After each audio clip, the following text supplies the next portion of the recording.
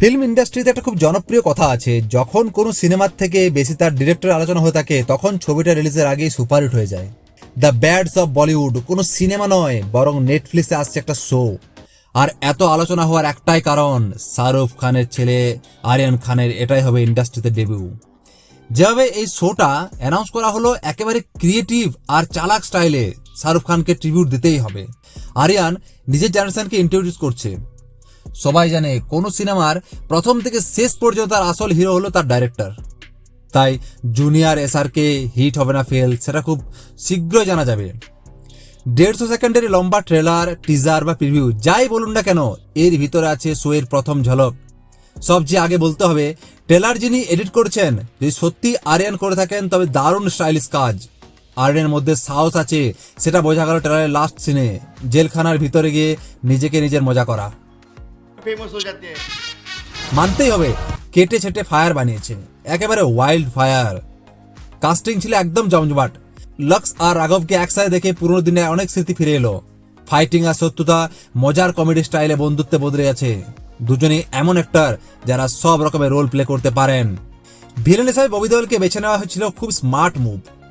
শোতে যেভাবে তাকে উপস্থাপন করা হয়েছে, বাস্তবে বলিউড তাকে তেমনভাবে ব্যবহার করতে পারেনি। ববি দেওয়াল 2.0 কামব্যাক সত্যি বলিউডের ভালো দিকগুলোর মধ্যে একটি। আর ট্রেলারে তার স্ক্রিন প্রেজেন্স দারুণ। নেপোটিজমকে একেবারে সঠিক ব্যবহার করেছে।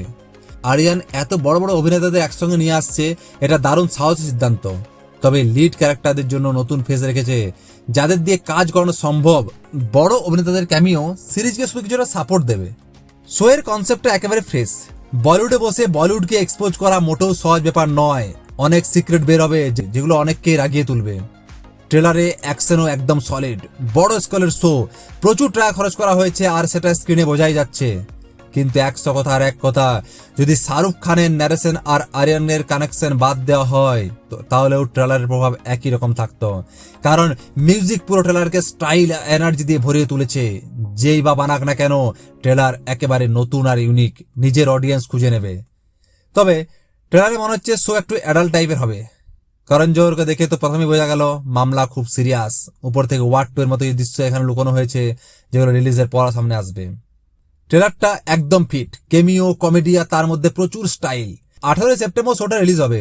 যদি ট্রেলারের মতো শোয়ের অন্তত 10% হয়, তবে বলিউড ডিরেক্টরদের সতর্ক হয়ে যাবে, কারণ ঘোড়ার দৌড়ে এবার সিংহ আসছে। তাহলে বলুন, আরিয়ান খান কি নেটফ্লিক্সে পর্দা কাঁপিয়ে দিল, নাকি ফাটা পোস্টার থেকে বের হলো জিরো?